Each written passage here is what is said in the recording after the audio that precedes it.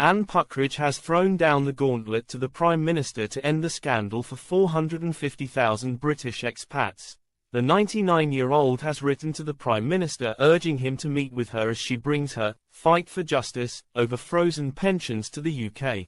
Anne will be travelling the 7,000 miles from her home in Calgary, Canada, in December, just days before her 100th birthday, in the hope of discussing the discriminatory policy with him. In the letter she urges the PM to end the decades-long policy which means that the state pensions of retired Britons living overseas do not rise with inflation.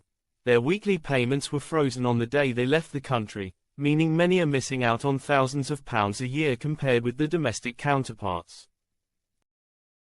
Some of these pensioners live in poverty while many others are struggling to get by.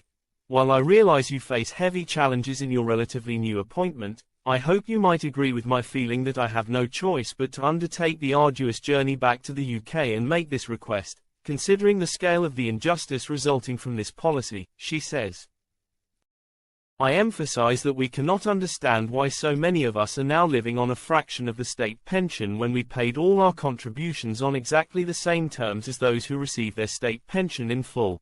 Anne points out that she receives a UK state pension of just £72.50, which is in stark contrast to the £169.50 she would be receiving had I stayed in the UK. This is despite the fact she lived and worked in the UK until the age of 76 and paid all her contributions. So many of us had no warning of the brutality of the frozen pensions policy, she tells the Prime Minister. Most of us were not told our state pensions would be frozen in this way when we moved abroad. My appeals to previous ministers and prime ministers have been ignored, but I sincerely hope you will feel able to grant me this one request to hear my case.